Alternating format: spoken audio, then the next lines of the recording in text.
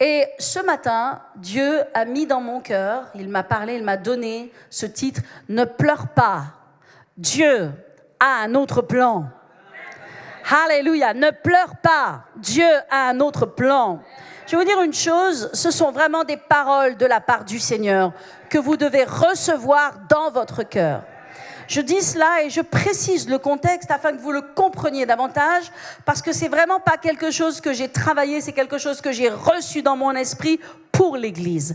Parce que nous sommes dans des temps particuliers, que je vous expliquerai la semaine prochaine, il est très important que chacun d'entre nous, nous tenions ferme. Et voyez-vous, l'ennemi n'est pas juste après notre voiture. Et c'est vrai que ou notre machine à laver, ou notre téléviseur. Et c'est vrai que lorsque on a donné notre vie à Jésus, parfois, bien, on se rend compte que l'ennemi nous attaque, que l'ennemi nous empêche de venir à l'église, qu'il crée des bâtons dans nos roues, et ça nous cause des problèmes. Je me souviens lorsque mon père est venu à Christ, ma mère est venue à Christ, ma mère allait à l'église, et mon père, il avait vraiment des combats, et l'ennemi a amené toute espèce de circonstances le dimanche matin pour qu'il ne soit jamais libre pour aller à l'église. Jusqu'à ce qu'au bout d'un moment, ma mère lui fasse remarquer que c'était vraiment l'ennemi qui s'opposait à lui, et qu'il fallait qu'il prenne autorité sur ces choses, parce qu'à chaque fois, le dimanche matin, il y avait toujours quelque chose pour qu'il ne puisse pas aller à l'église. L'ennemi, alléluia, peut-être que lorsque vous étiez jeune en Christ, vous a combattu de la même façon et a mis des obstacles pour que vous veniez à l'église. Mais une fois que l'on est en Christ, une fois que l'on est établi, il ne va pas nous attaquer de la même façon. Il ne va pas utiliser le téléviseur ou la voiture ou un problème X ou Y. Il va passer par vos émotions. C'est le terrain favori de l'ennemi, c'est le plus puissant, de passer par nos raisonnements, nos pensées, et de passer par nos émotions. C'est pour ça que le Seigneur nous a donné une armure. Et que cette armure, dans les temps dans lesquels nous sommes, il est très important de la porter dans son entièreté. Dans cette armure, il y a le casque du salut. Et ce casque du salut, c'est ce qui va protéger nos pensées des flèches de l'ennemi. Maintenant, l'ennemi ne vient pas au travers de pensées en fait, qui sont des pensées scandaleuses ou des pensées qu'on peut facilement attraper. Il vient par des pensées insinueuses et des pensées dangereuses avec des sollicitations. Vous comprenez? Et il vient nous parler de façon doucereuse. Vous savez, lorsque Ève était auprès de l'arbre et qu'elle contemplait le fruit, Satan n'est pas venu de façon dure, il n'est pas venu de façon colérique, il n'a pas révélé sa véritable nature. Il est venu de façon très doucereuse, il est venu de façon très conciliante, vous savez, très enveloppante, comme s'il était très préoccupé, plein d'empathie. Mais ce n'était que mensonge. Et la façon dont l'ennemi traverse nos pensées, eh bien, c'est de la même façon. Il met des pensées insinueuses, des pensées de découragement ou des pensées, quelles que soient ces pensées. Et la deuxième façon par laquelle il nous attaque aussi, qui est une façon très dangereuse, et vraiment, dangereuse, c'est dans notre cœur. Et si vous remarquez, tout ce mois d'août, bien le Seigneur a parlé, le Saint-Esprit a parlé pour son peuple à propos du brisement, à propos de la souffrance, à propos de l'injustice, à propos de la déception, à propos des choses qui font mal dans le cœur. Et je vais vous dire une chose, s'il y a une épidémie de choses qui font mal dans le cœur, c'est que quelque part le diable est derrière, parce qu'il est l'auteur de ces choses. Et il sait que si nous ne traitons pas ces choses dans notre cœur, bientôt il aura notre vie. Si tu ne traites pas ton cœur, l'ennemi prendra ta vie. Il changera tes pieds de direction. Il te mettra dans une autre direction. Il te fera marcher sur un autre chemin qui n'est pas le chemin de Dieu. Donc le Saint-Esprit parle depuis 1 mois pour préparer l'Église, pour nettoyer l'Église, pour fortifier l'Église, afin que l'Église soit prête au temps et aux circonstances que nous traversons et que nous allons traverser. Parce que plus le temps avance, plus le peuple de Dieu va avoir besoin d'être fort, plus le peuple de Dieu va avoir besoin d'être solide, d'être déterminé et d'être ferme dans ses voies et dans ses sentiers. Alléluia. Est-ce que je peux avoir un amen pour cela? Alors le Saint-Esprit veut guérir ton cœur. Alléluia. Et il veut que ton cœur soit solide pour que tu puisses faire l'œuvre de Dieu comme il t'a appelé sur ta vie et dans ta vie. Amen. Alors le message de ce matin qui est « Ne pleure pas ». Et le Seigneur te dit « Ne pleure pas ». Peut-être il te dit aussi « Ne pleure plus ». Alléluia. Et vous savez, dans notre vie, parfois, et c'est ce que le Saint-Esprit me montrait, parfois on peut pleurer sur des pertes, des choses que l'on a perdues dans notre vie. On peut pleurer sur des pertes, on peut pleurer sur des déceptions, on peut pleurer sur des choses qui se sont éloignées de nous, n'est-ce pas? Et on peut tellement pleurer sur ces choses qu'on les regarde, que finalement on les contemple, peut-être que finalement on les admire ou on les adore, c'est une forme d'adoration. Tellement on les regarde, on les contemple, ces choses restent tellement présentes, omniprésentes dans nos pensées, dans nos cœurs, que finalement on bâtit des trônes à ces choses. Et on met un trône dans notre maison à ces déceptions, un trône dans notre maison et dans notre cœur et dans notre vie à des choses que nous avons perdues ou qui se sont éloignées de nous. Un trône à la tristesse. Et le Seigneur dit ce matin, ne pleure pas. Alléluia. Ne pleure pas parce que Dieu a un autre chemin. Lorsqu'une porte se ferme avec Dieu, pas sans Dieu, mais avec Dieu, lorsqu'une porte se ferme, alléluia, Dieu en ouvre une autre. That's it. Avec Dieu, lorsque vous marchez avec Dieu, lorsque vous êtes un enfant de Dieu et lorsque vous obéissez à ses voies, lorsque vous obéissez à ses commandements, lorsque vous obéissez à ses principes, que vous êtes un enfant du Seigneur, lorsqu'une porte se ferme, que ce soit les gens, que ce soit le diable, que ce soit les circonstances, peu importe, je vais vous dire une chose, Dieu ouvre une autre porte. Et Dieu va ouvrir une autre porte dans ta vie. Et c'est pourquoi il te dit ce matin, ne pleure pas. Sèche tes larmes, ne pleure pas. Alléluia, Dieu a un autre plan. Vous savez, Dieu ne sera jamais pris au dépourvu. Dieu n'est jamais surpris des circonstances. Dieu connaît les choses avant même qu'elles se passent. Avant même qu'elles se produisent, Dieu connaît les choses. Bien en avance, quand nous ne savons rien, quand nous ne comprenons rien, quand nous sommes aveugles, quand nous sommes dans la peur, dans la crainte, Dieu connaît déjà toutes choses. Il a déjà prévu un plan B. Que lorsque le plan A ne fonctionne pas, Dieu a déjà prévu un plan B. Et s'il y a des problèmes sur le plan B, Dieu a déjà prévu un plan C. Il n'y a aucun problème pour Dieu. Dieu savait que l'humanité chuterait. Dieu savait que l'homme, alléluia, qu'il a créé parfait, mais avec son libre arbitre, il trouverait une autre voie qui n'était pas la bonne voie. Et donc, avant même que l'homme soit créé, Dieu avait préparé un agneau depuis la fondation du monde. Avant même que l'homme soit créé, Dieu avait déjà provu à la provision de sa chute, de son erreur. Alléluia. Donc, je peux vous dire, quand on a un Dieu comme cela, alléluia, on ferait bien de ne pas s'inquiéter. Que Dieu nous aide dans le nom de Jésus à mettre sur lui toutes nos craintes et toutes nos peurs et tous nos doutes et toutes nos incertitudes et nos craintes de l'avenir. Alléluia. Et nos émotions négatives parce que lui, il a déjà tout calculé d'avance. Il connaît tout. La Bible dit que Dieu est souverain. Alléluia. Dieu est souverain dans les affaires des hommes. Alléluia. Et donc, il te dit ce matin, alléluia, ne pleure pas. En d'autres termes, ne reste pas assis là dans tes déceptions. Ne reste pas assis là dans tes douleurs. Ne reste pas assis là dans tes souffrances. Ne reste pas assis là dans tes déceptions. Ne contemple pas toute ta vie les choses que tu as perdues ou que tu as l'impression d'avoir perdues. Parce que tu ne les as pas toujours perdues. Alléluia. Ne reste pas assis là. La Bible dit dans Matthieu 4, et ça, c'est un passage particulier qui nous parle de Jésus.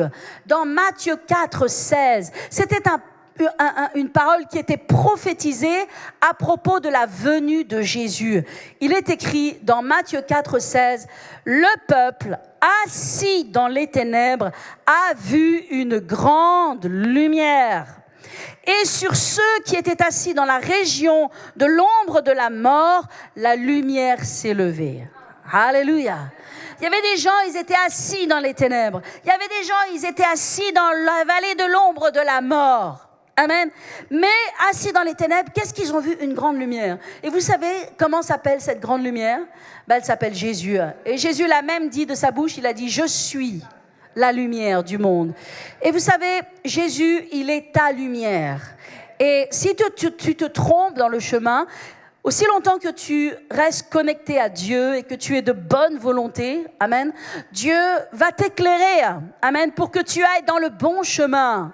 Alléluia. Il est la lumière. Il est la lumière pour tous ceux qui sont assis dans les ténèbres. Et vous voyez, dans notre vie, parfois, on est assis dans les ténèbres. Amen. Comment d'entre vous comprenez ce que je veux dire? Comment d'entre vous ça vous arrive? Oh, bien sûr, c'est pas au bureau, c'est pas dans les moments où on est en public, n'est-ce pas? Mais dans la solitude de nos maisons, de nos appartements, de notre chambre, et parfois même de notre chambre de prière, eh bien, on peut se sentir assis dans les ténèbres. On peut se sentir assis dans l'ombre. Mais le Seigneur dit, ne reste pas assis. Amen. Il est la lumière. Alléluia. Et il vient te faire lever dans le nom de Jésus.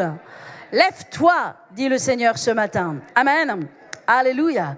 Il dit dans Ésaïe 60, lève-toi, sois éclairé, car ta lumière arrive et la gloire de l'Éternel se lève sur toi. Alléluia. La gloire de l'Éternel se lève sur toi. Est-ce que tu le reçois? Est-ce qu'il y a quelqu'un qui le reçoit ce matin? Ne reste pas assis dans les ténèbres, mais lève-toi, sois éclairé par la lumière de Dieu, parce que sa gloire vient sur toi. Alléluia. Et il dit comme ça, voici les ténèbres couvrent la terre et l'obscurité les peuples. D'accord? Mais sur toi l'Éternel se lève, sur toi sa gloire apparaît. Si tu le crois, reçois. Prends-le ce matin. Si tu le crois, reçois. Dites la gloire. Descends sur moi. Alléluia. Amen. Vous savez, Dieu n'est pas limité. Amen. Il peut tout faire si tu lui fais confiance. Dieu n'est pas limité. Dis à ton voisin, Dieu n'est pas limité. Il peut tout faire. Dis à ton voisin, il peut tout faire. Il peut faire pleuvoir du pain dans le désert. Oui, non? Ok. Il peut jeter des millions de cailles dans des filets pendant 40 ans. Il peut faire que des gens qui sont sortis avec une tenue et une paire de chaussures marchent dans le désert pendant 40 ans sans que leurs vêtements soient usés. Wouhou! Il peut faire sortir un cisterne de la bouche d'un poisson pour payer tes impôts.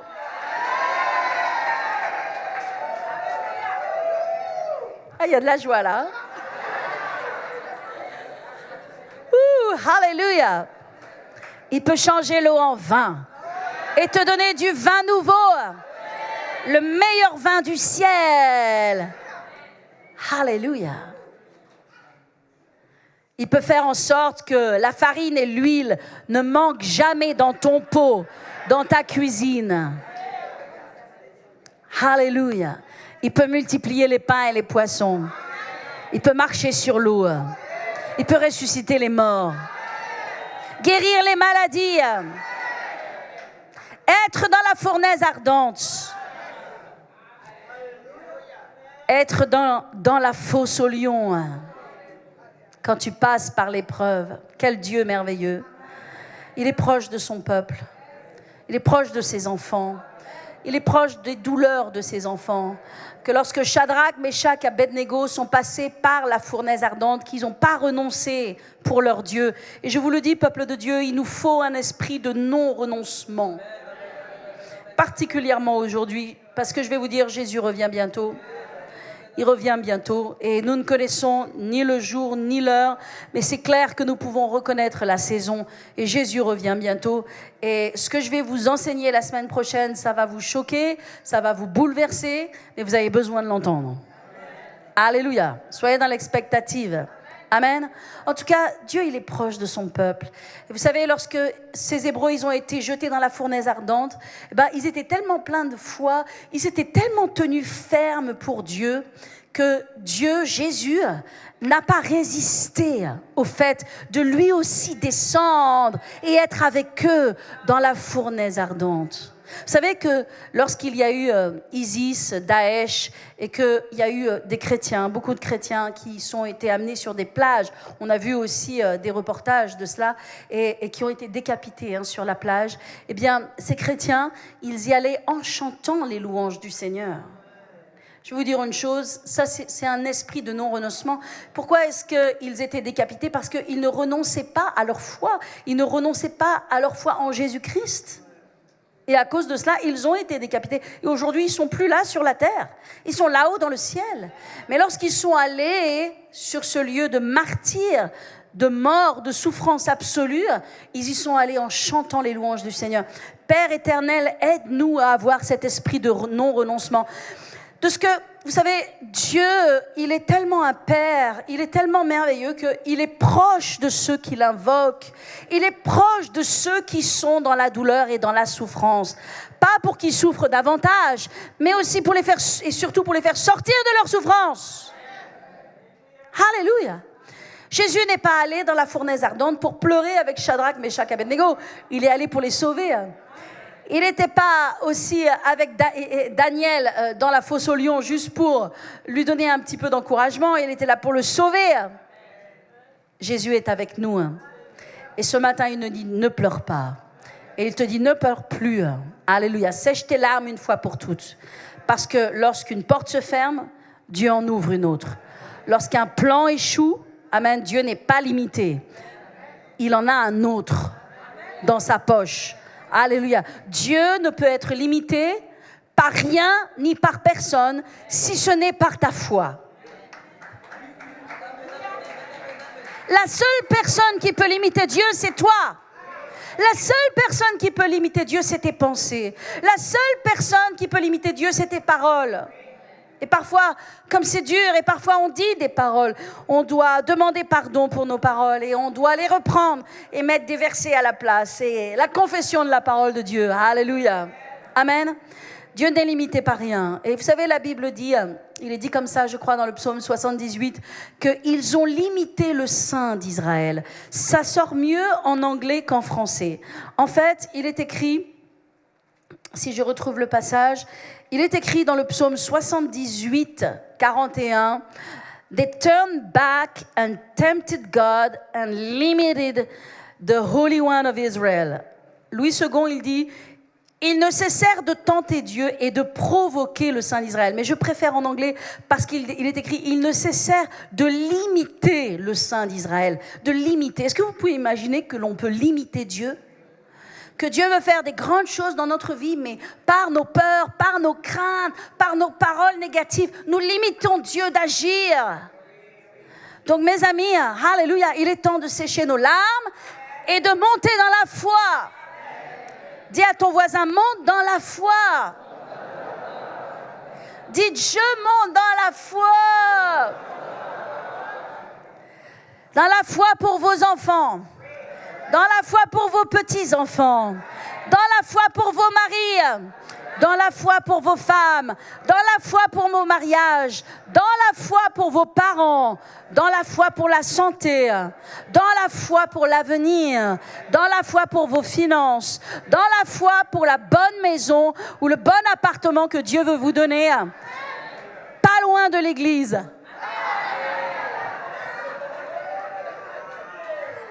Dans ce magnifique poumon vert que Dieu nous a donné ici. Alléluia. Vous avez vu qu'il y a plein de constructions. Hein? Je prie que chacun d'entre vous achetiez ces constructions dans le nom de Jésus. Alléluia. À côté du parc de la Courneuve, le meilleur appartement vous est réservé dans le nom de Jésus. C'est le vôtre. Quand vous passez devant, vous dites c'est le mien. C'est à moi. Il y a un appartement qui est réservé pour moi. Ils vont construire tellement de logements, là. Alléluia. Juste à côté de l'église. Thank you, Jesus. Alléluia. Amen. Amen.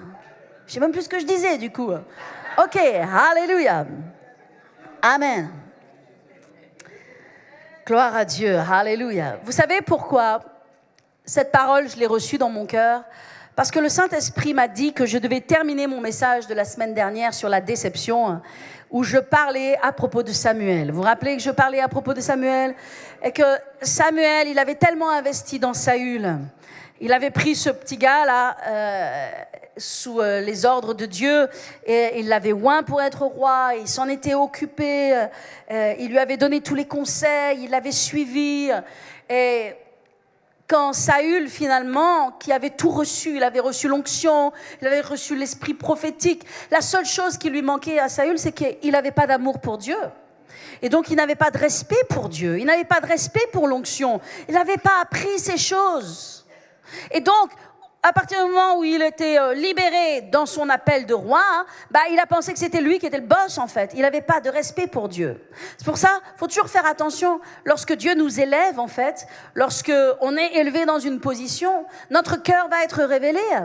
Et il y a des gens, à partir du moment où ils sont élevés dans certaines choses, ils perdent la crainte, ils perdent le respect.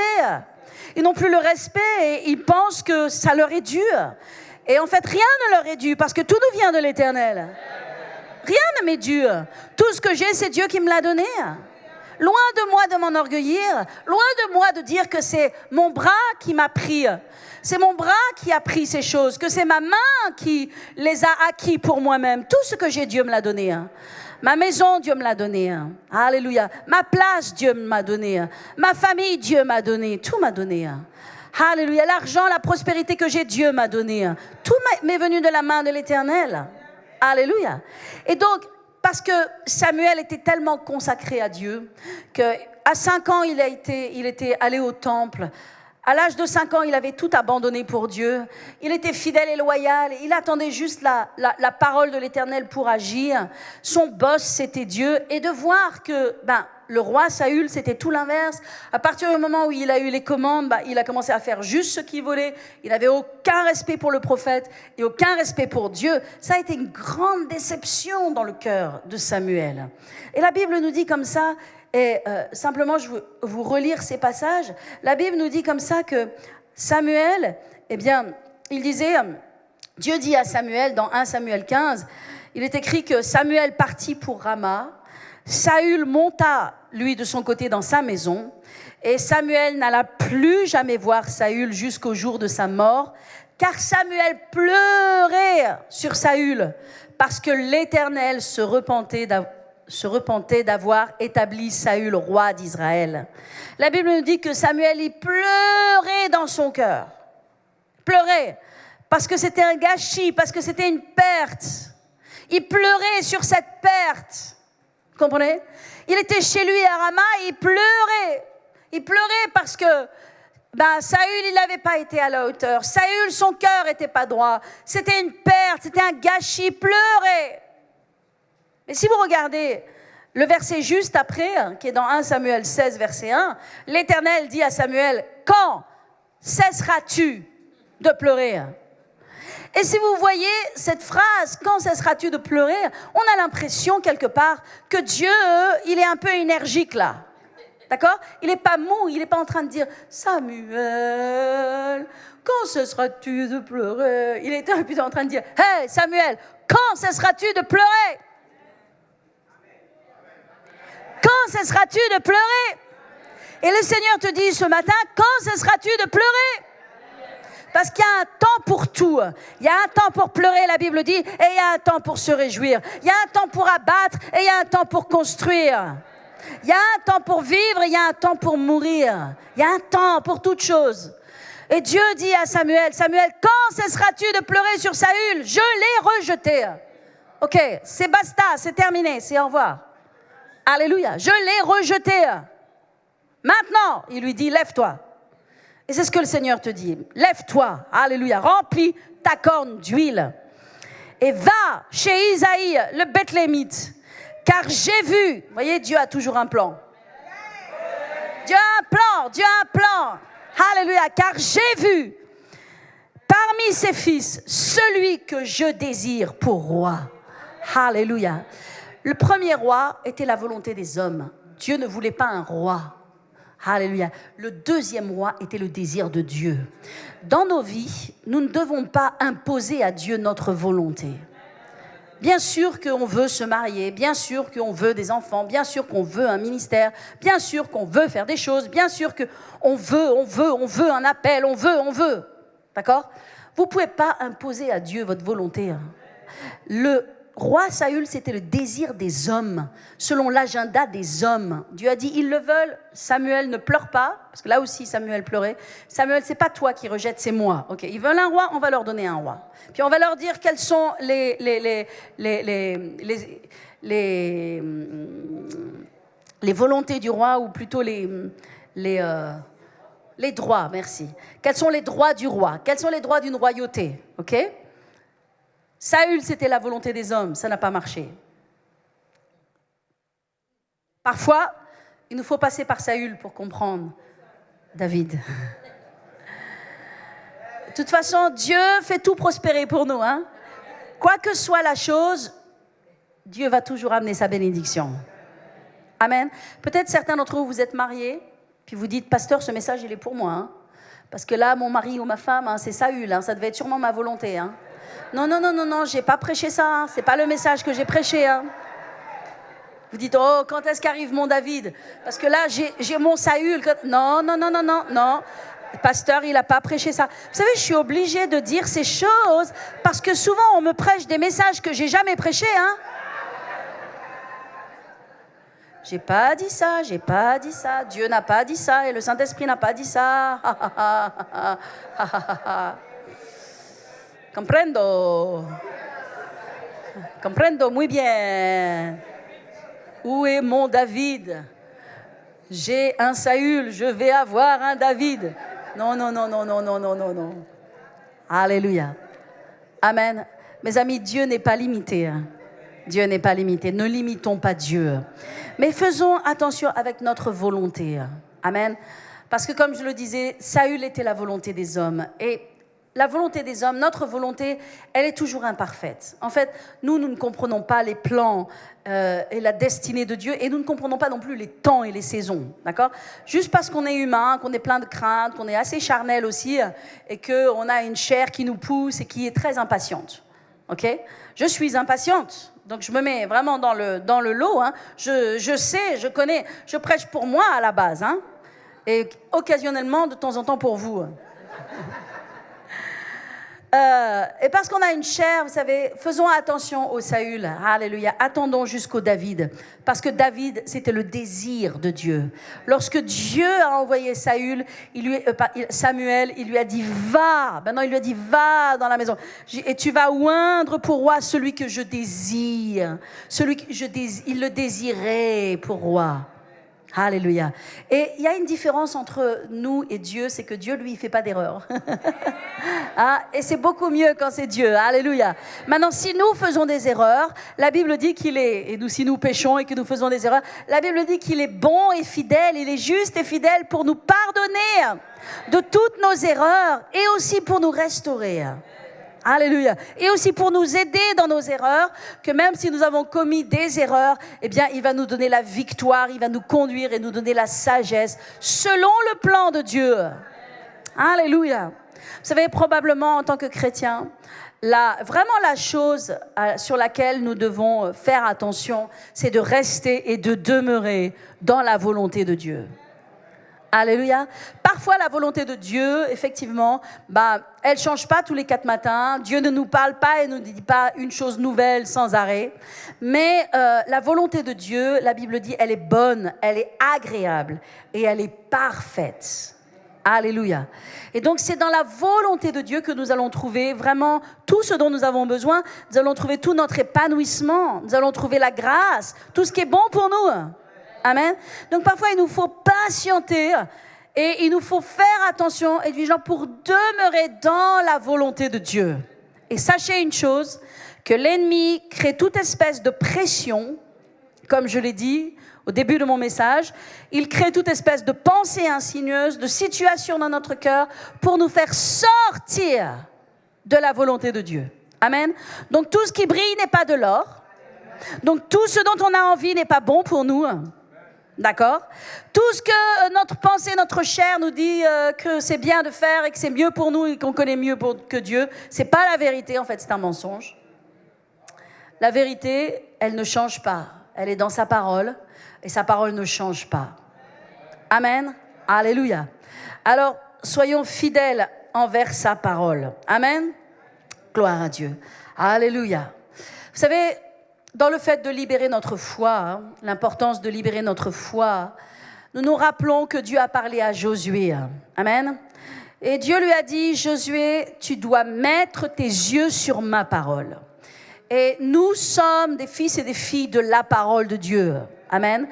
Et nous devons faire comme Josué. Et il lui a dit dans Josué 1:8, et chacun d'entre nous, c'est ce que nous devons faire. Il lui a dit, Josué, tu vois, eh bien, ce à quoi tu vas faire face, c'est pas simple. Tu vas entrer dans la terre promise, ça c'est super. Oui, mais si tu mets tes yeux sur Moïse, Moïse n'est plus là. Moïse avait des dons et des talents que c'est différent pour toi. Toi, tu as besoin d'être un homme de guerre. Tu peux pas mettre tes yeux sur Moïse parce que le temps de Moïse est terminé. Alors, pour que tu deviennes ce que tu es appelé à être, tu dois mettre tes yeux sur moi. Et tu dois mettre tes yeux sur ma parole. Alléluia. Alors, Dieu a dit à Josué, au verset 8 du chapitre 1, il lui dit « Que ce livre ne s'éloigne pas de ta bouche. » On peut dire de tes yeux aussi, hein. Médite-le jour et nuit. Seigneur, aide-nous à obéir à cette parole. Hein? Que nous puissions méditer la parole de Dieu jour et nuit pour agir fidèlement. Tout le monde dit le mot fidèlement. Alléluia. Voyez-vous, dans notre marche avec Dieu, c'est très important. La fidélité, la régularité. Alléluia. Dans ce monde dans lequel, vraiment, ces 10 dernières années ou 15 dernières années, l'ennemi a fait beaucoup de bouleversements. Le repos dominical qui a toutes les générations passées a toujours été une tradition que les gens ne travaillent pas le dimanche, que les gens qui croient en Dieu vont à l'église. À l'époque, tout le monde allait à l'église, ok? Il n'y a pas longtemps, hein? C'était avant les années 68. Hein? Tous les gens, les familles, ils allaient à l'église. Okay? Il y avait le repos traditionnel du dimanche. Maintenant, hein, c'est une guerre. C'est une guerre. Tellement les gens doivent travailler le dimanche. Oui, mais nous devons avoir de la fidélité. Parce que si nous n'avons pas de fidélité dans les choses de Dieu, nous ne pourrons pas être solides. Et je vais vous dire, il en est de notre salut. Il en est de notre salut. Vous dites, ah oui, mais j'aime Jésus et j'aimerai Jésus. Oui, mais peut-être qu'à cause de ça, tu ne seras pas prêt pour le retour du Seigneur. Parce qu'être prêt pour le retour du Seigneur, c'est juste pas de la rigolade. C'est vraiment sérieux. Amen. Donc, qu'est-ce qu'il est écrit? On va revoir le passage. Nuit et jour pour agir fidèlement. Dans le mot fidèlement, il y a le mot régulièrement. Amen. Régulièrement. Selon tout ce qui y est écrit, car c'est alors que tu auras du succès. J'aime le mot succès, hein? Amen. Il n'est pas partout dans la Bible ce mot succès, hein? Mais j'aime bien. C'est alors que tu auras du succès. Du succès. Tout le monde dit le mot succès. Du succès. Oh, vous êtes timide. Vous voulez pas du succès? Parce que Dieu, il veut te donner du succès.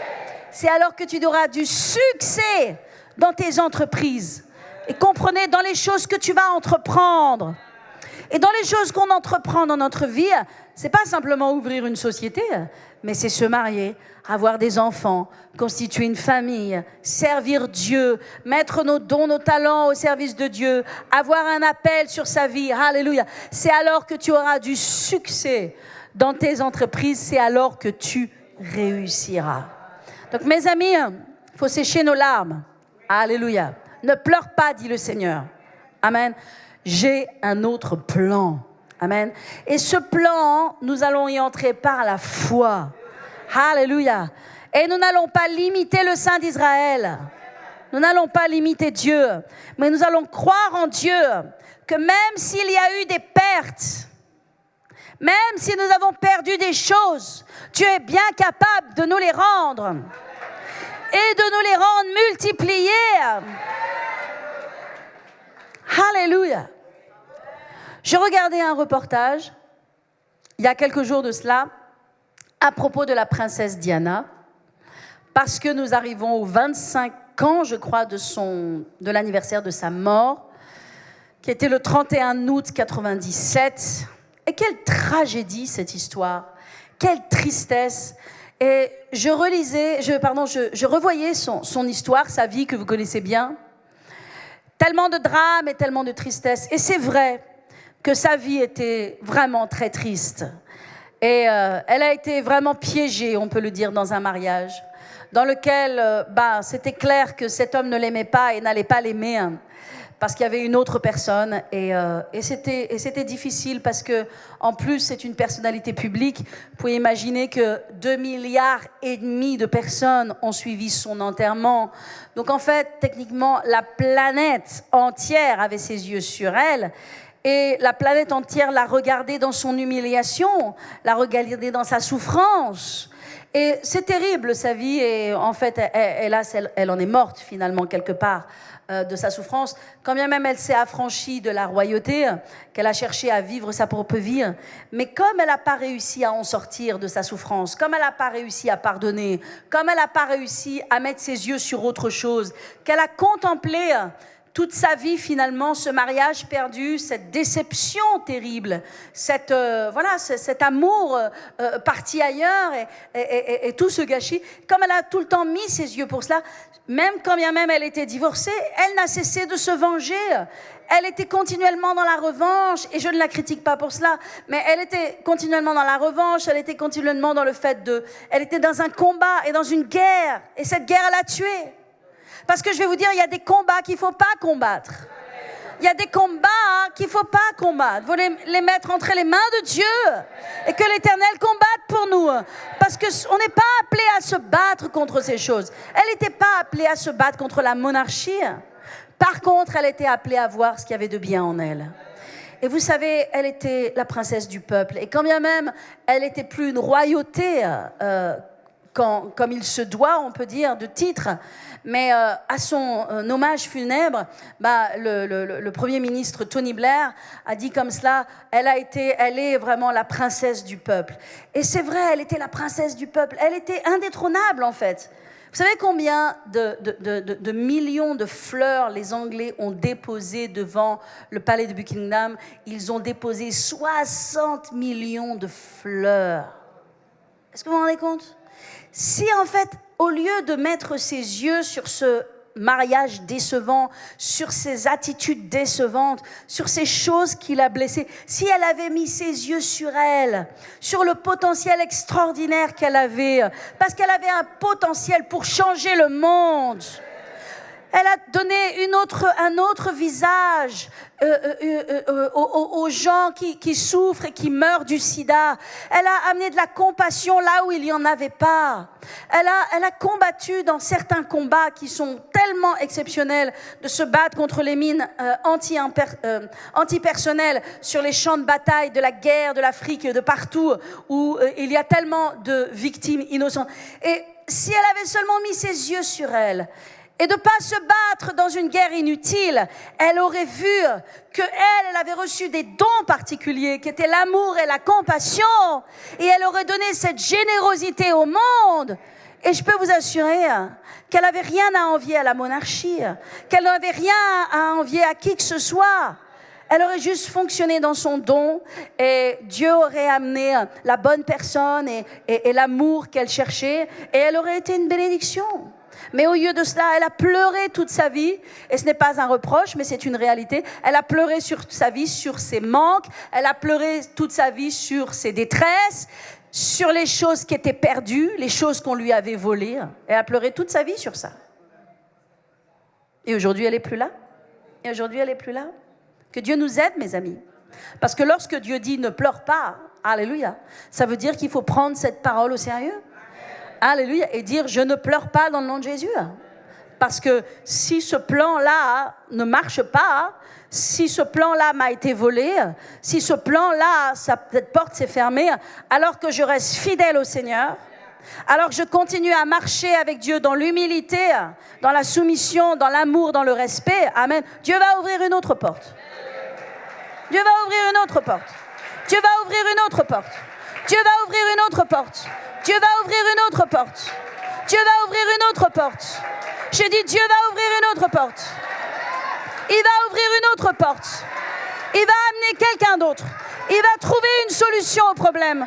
Il va amener une autre provision. Dieu va ouvrir une autre porte. Si ça passera pas par là, ça passera par là. Et si ça passe pas par là, ça passera par là. Et si ça passe par là, ça passera par là. Dieu va trouver un chemin quelque part. Dieu va trouver un chemin. Il va faire un chemin là où il n'y a pas de chemin. Parce qu'il s'appelle Dieu et il s'appelle fidèle et qu'il ne ment pas et qu'il est un bon Dieu. Alors accroche-toi à lui. Accroche-toi à son amour. Crois en lui. La Bible dit comme cela, crois au Seigneur Jésus et tu seras sauvé. Est-ce qu'on peut applaudir le Seigneur Jésus ce matin? Alléluia. Alléluia. Jesus is alive. Jésus est vivant. Oh, alléluia. Alléluia. Oh, merci Seigneur. Et ce message, je le crois, clôture 4 messages, alléluia, sur la souffrance, afin que nous soyons libres en Jésus-Christ. Et je peux vous dire, cet après-midi, nous allons célébrer notre victoire. Et cet après-midi, Dieu va déverser une onction de délivrance. Une onction de délivrance. Et nous allons venir boire aux portes du salut. La Bible dit, venez boire aux portes du salut. Alléluia. Nous allons venir boire à cette fontaine de jouvence, à cette fontaine de joie qu'il y a en Jésus-Christ. Alléluia. Et Dieu va sécher toutes nos larmes. Gloire à Jésus. Alléluia. Est-ce qu'on peut se lever ensemble? Thank you, Father. Si ce matin vous dites, Alléluia, ce message, il est pour moi. Vous savez, il y a une onction. L'Esprit de Dieu est là. Il guérit les cœurs brisés. Il soulage ceux qui sont dans la souffrance. Si vous dites, ce message, il me parle, il est pour moi. Alléluia. Je veux vraiment ce message dans mon cœur et dans ma vie. J'ai besoin, amen, de cette onction de délivrance. Alléluia. J'aimerais que vous avanciez sur le devant. La prière est tellement importante. Dieu agit dans la prière. Alléluia. Venez sur le devant, simplement élevez vos mains vers le Seigneur. Alléluia. Il est votre secours. Il est votre délivrance. Il est votre porte, votre issue de secours. Alléluia. Il est celui qui vous comprend. Il est celui qui vous connaît. Oh, alléluia. Il est celui qui vous soulage ce matin. Shanta kabramason toko shereba.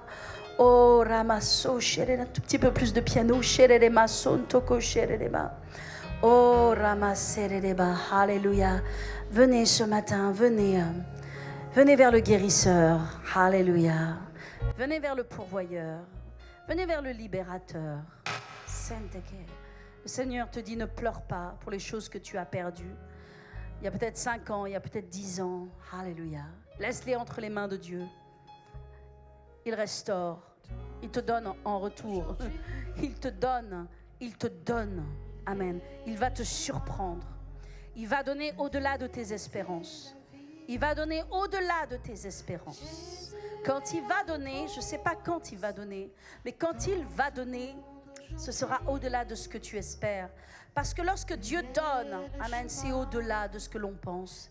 La Bible dit qu'il fait bien au-dessus et bien au-delà de tout ce que nous pouvons demander ou espérer. Alléluia. Amen. Gloire à Jésus. Soyons dans sa présence. Gloire à Jésus. Alléluia. Alors que je vais prier pour vous, je veux prier maintenant. Alléluia. Gloire à Jésus. Je veux prier maintenant pour toutes les personnes qui sont en ligne. Et vous dites, ce message, il vous parle. Vous dites, pasteur, c'est pour moi que vous avez prêché ce matin. Je pleure dans ma maison, je pleure dans mon appartement et Dieu le sait. mais ce message, il m'a tellement parlé, il m'a tellement touché, je veux plus pleurer, je veux être délivré. Alors je prie maintenant pour vous dans le nom de Jésus. Je dis que la joie du Seigneur vient sur vous maintenant et que l'esprit de délivrance et tout ce que l'ennemi a amené pour vous tourmenter, vous torturer dans votre cœur, dans vos émotions, c'est terminé maintenant dans le nom puissant de Jésus.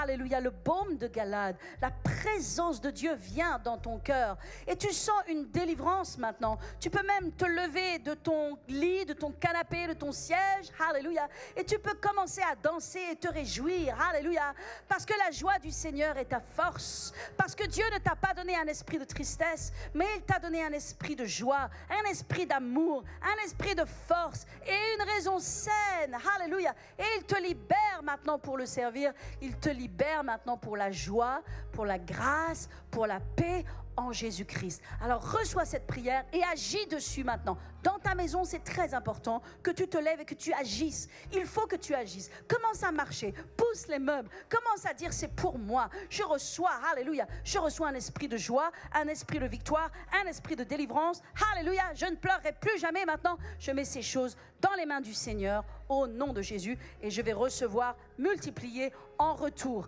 bien au-dessus et bien au-delà de tout ce que je demande et espère au nom de Jésus. Amen, amen, amen, amen, amen, alléluia. Est-ce que vous êtes prêts pour recevoir ce matin? J'ai dit, est-ce que vous êtes prêts pour recevoir ce matin? Est-ce que vous croyez que Dieu va vous donner ce matin un esprit de consolation? Alléluia. L'esprit de foi se lève en toi. Alléluia. Gloire à Jésus. La louange va nous assister. Oh, alléluia. Le Seigneur dit, amen, c'est fini dans le nom de Jésus. Plus de larmes, plus de larmes. Un esprit de force maintenant dans le nom de Jésus. Tu n'as rien à craindre. N'aie pas peur et ne pleure pas, te dit le Seigneur. Alléluia. Dieu connaît tes cris, Dieu connaît tes larmes. Mais il a déjà une provision en réserve. Il a déjà une provision en réserve. Alléluia. Sois fortifié dans le nom de Jésus. Alléluia. Merci Seigneur. Tu sèches toutes les larmes, Père. Alléluia. Pas de larmes, pas de tristesse, pas de douleur. Esprit de joie, esprit de foi. Tu reçois, tu reçois, tu reçois. Oh, alléluia. Merci Jésus, tu reçois. Tu reçois largement en abondance. Le Seigneur te dit, tu n'as rien perdu. Alléluia. Ce que tu penses avoir perdu, alléluia, n'est pas perdu. Quand c'est dans la main du Seigneur. Quand c'est dans la main du Seigneur, c'est multiplié. Alors ne crains pas, dit le Seigneur. Alléluia. Ne pleure pas, dit le Seigneur. Ne pleure pas. Il y a le temps de la semence, il y a le temps de la récolte. Alléluia. Et le temps de la récolte viendra. Il viendra au nom de Jésus. Il viendra. Il viendra. Ne pleure pas, dit le Seigneur. Sèche. Sèche tes larmes. Sèche tes larmes. Sèche tes larmes. Sèche tes larmes. Chanta Cabramasso. Sèche tes larmes, dit le Seigneur. Reçois, reçois, reçois. Chanta. Alléluia. Reçois. Reçois la plénitude de l'esprit. Reçois, reçois, reçois. Plus jamais de larmes. Au nom de Jésus. Non. Dieu ne t'a pas donné un esprit de tristesse. Oh non. Mais il t'a donné un esprit de force. Esprit d'amour et de joie. Oh, toi, tu sais rire par l'esprit. Chanta Kabrama. Oh, esprit de joie, bien sûr, esprit de joie, alléluia, remplit son cœur, toujours, continuellement, au nom de Jésus.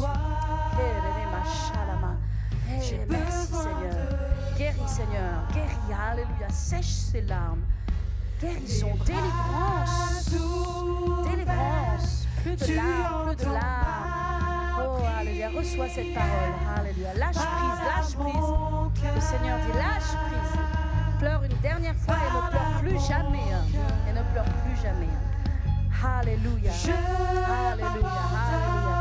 Reçois dans le nom de Jésus, reçois. Reçois maintenant un esprit de force. Reçois maintenant un esprit de foi et de joie. Alléluia, tu ne seras plus jamais à terre. Tu ne seras jamais plus à terre. Oh là là, reçois. La foi qui te relève, la foi qui te restaure. La foi, alléluia, plus de larmes dans ton cœur. Tu ne perds jamais rien, dit le Seigneur. Avec moi, dit Dieu, tu ne perds pas, tu gagnes. Tu ne perds pas, tu gagnes. Tu n'as rien perdu, dit le Seigneur. Alléluia. Tu n'as rien perdu, dit le Seigneur. Tu ne peux pas perdre. Les enfants de Dieu ne perdent pas. Alléluia. Tu reçois. Les enfants de Dieu ne perdent pas. Tu reçois dans le nom de Jésus. Tu reçois. Alléluia. Tu reçois. Tu reçois dans le nom de Jésus. Alléluia. Tu reçois. Tu reçois. Oh, tu reçois. Esprit de joie. Alléluia. Maman, sois restaurée. Sois guérie maintenant. Au nom de Jésus. Tu reçois. Oh, dans le nom de Jésus. Pas de larmes, c'est terminé maintenant. Esprit de foi, l'esprit de David est sur toi. L'esprit de David est sur toi. La joie de David. Alléluia. Oh, la joie du Seigneur. Merci Père. Plus de larmes. Dieu guérit. Dieu guérit ce matin. Dieu guérit. Le baume de Galade. Le baume de Galade. Le baume de Galade. Alléluia. Jésus est le baume. Il est ton baume de joie. Il est ton baume de foi. Restaure ta foi. Tu ne peux rien perdre. Tu ne peux rien perdre. Tu ne peux rien perdre. Tu ne perds jamais. Nous ne perdons jamais. Alléluia. Alléluia. Nous voulons prier ce matin. Derrière la souffrance, derrière l'âme et la guérison de l'âme, il y a parfois des esprits qui sont des esprits de souffrance, des esprits d'accablement. Et d'un côté, il y a des choses dans le naturel que nous devons adresser par la foi. Il y a toujours des choses dans le naturel, mais derrière, il y a un esprit de souffrance. Il y a un esprit d'accablement. Alors, on va prier. Je veux faire une prière d'autorité ce matin. Mais cet après-midi, le Saint-Esprit va nous conduire. Parfois, vous savez, il faut prendre le temps qu'il faut prendre pour prier et adresser les choses pour voir vraiment, alléluia, la manifestation de Dieu. Mais nous croyons maintenant même simplement si toutes les personnes pour lesquelles j'ai prié, alléluia, vous étiez concernés particulièrement par ce message, levez la main maintenant. Allez, ou peut-être levez-vous à votre place, juste à votre place. Alléluia. Et levez vos mains vers le ciel. Thank you, Jesus. Seigneur, dans le nom de Jésus, non seulement la guérison de l'âme par le baume de Galade, mais Seigneur aussi, je lis par la puissance du nom de Jésus. Et vraiment, je chasse l'esprit de souffrance. Je chasse l'esprit d'accablement. Je chasse l'esprit de douleur au nom de Jésus. Et je dis que tous ces scorpions, ces tourments de l'enfer, au nom de Jésus, sont arrêtés maintenant. Et je les réprimande maintenant sur l'Église de Jésus-Christ, sur les enfants de Dieu. Je vous ordonne, espèce de démon, de fuir, de lâcher les cœurs et les pensées, de retourner dans les abîmes au nom de Jésus. Et que le peuple de Dieu soit libéré maintenant. Esprit de tourment, de souffrance et de douleur, tu pars au nom de Jésus. Et je libère l'esprit de foi et de joie et de victoire absolue. Au nom de Jésus, et tout le peuple de Dieu dit...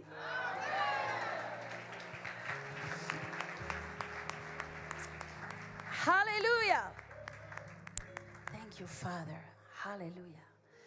Alors que tous nos yeux sont fermés, toutes les personnes qui sont ici, mais aussi toutes les personnes qui sont avec nous sur Internet, je vais vous demander maintenant simplement de fermer vos yeux là où vous êtes et de répéter cette prière qui s'appelle la prière du salut. Si vous n'avez jamais donné votre vie à Jésus, vous n'êtes pas sauvé. Et donc vous avez besoin du Sauveur. Il vous faut ouvrir votre cœur à Dieu maintenant et dire oui à Jésus et recevoir la plénitude du ciel dans votre vie. Là où vous êtes, simplement répétez ces simples paroles derrière moi. Dites, Seigneur Jésus, je viens à toi maintenant. Et aujourd'hui, je prends cette décision de faire de toi mon Seigneur et mon Sauveur personnel. Je te donne mon cœur et je te donne ma vie. Merci Jésus. Tu es mon Sauveur et mon Dieu. Dès maintenant, je prie. Amen, amen et amen. Si vous avez répété cette simple prière, mais vous l'avez fait de tout votre cœur, là où vous êtes en ligne, envoyez-nous s'il vous plaît le mot « sauver » sur WhatsApp et nous allons vous contacter, vous offrir un livre extraordinaire qui s'appelle j'ai vu le ciel et puis surtout vous conduire dans les voies du Seigneur. Amen. Dans les Saintes Écritures, Dieu déclare que le Messie viendrait pour être le sauveur du monde. La vie de Jésus prouve qu'il est bien celui dont les prophètes avaient parlé. Ésaïe a prophétisé que la Vierge deviendrait enceinte et qu'elle enfanterait un fils. Des siècles plus tard, la naissance de Jésus accomplissait cette prophétie.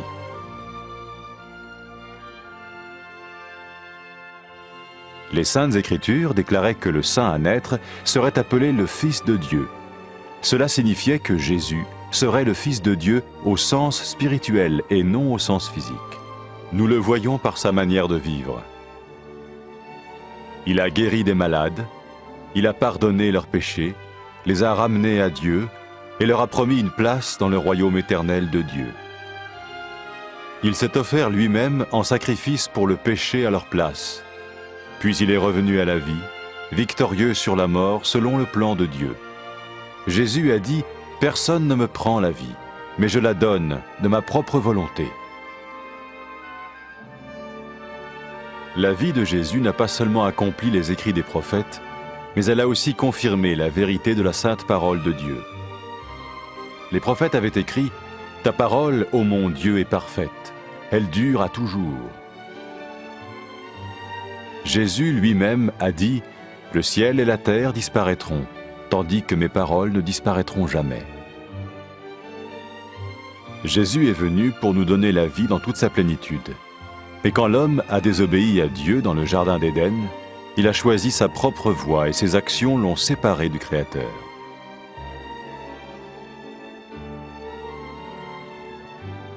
Les Saintes Écritures déclarent que tous ont péché et que le salaire que paye le péché, c'est la mort.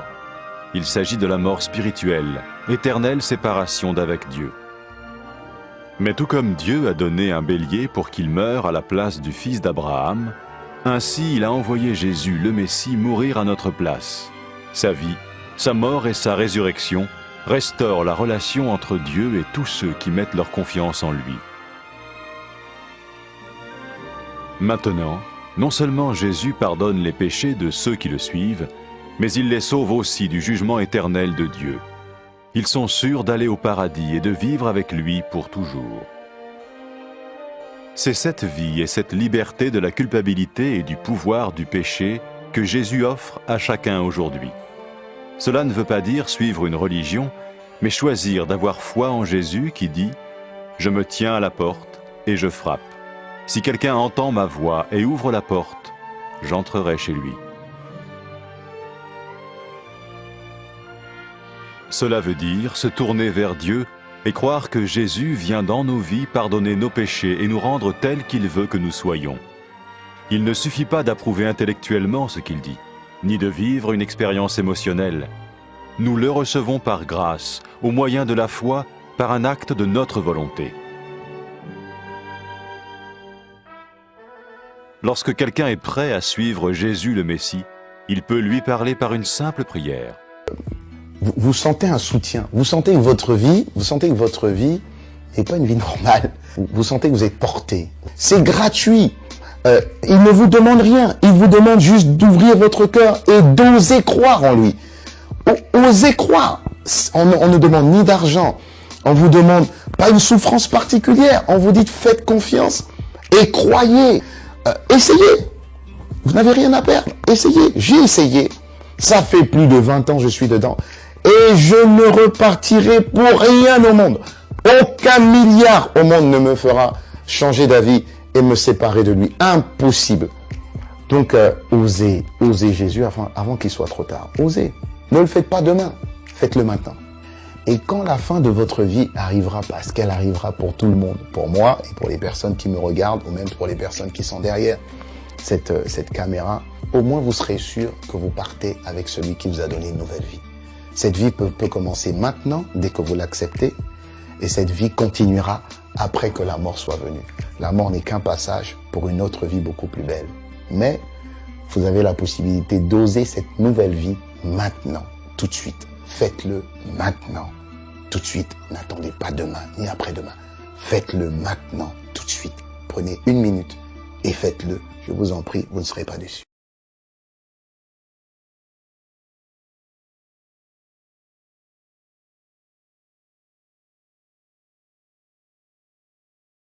Après avoir écouté ce message, si vous avez décidé de donner votre vie au Seigneur Jésus-Christ, faites cette prière avec l'homme de Dieu.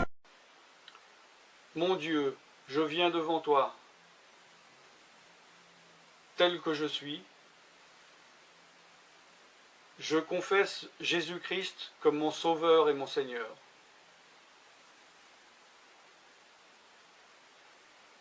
Je crois qu'il est mort sur la croix pour mes péchés, qu'il a porté ma condamnation. Il a porté mes péchés et mes maladies.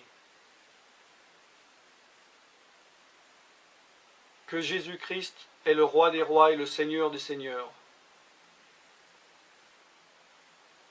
Qu'il est le Fils de Dieu. Qu'il est maintenant ressuscité et assis à la droite du Père. Et il prie maintenant pour moi. Je me suis détourné de mes péchés et je veux obéir à ta parole.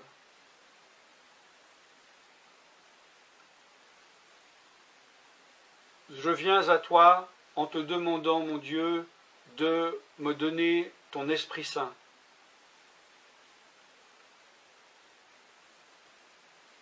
Remplis-moi de ton esprit, afin que tu ne sois plus à l'extérieur de moi, mais que tu viennes habiter en moi.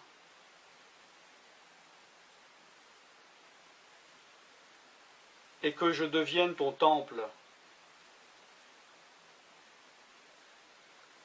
Esprit de Dieu, viens habiter en moi. Purifie-moi, lave-moi, sanctifie-moi, rends-moi pur,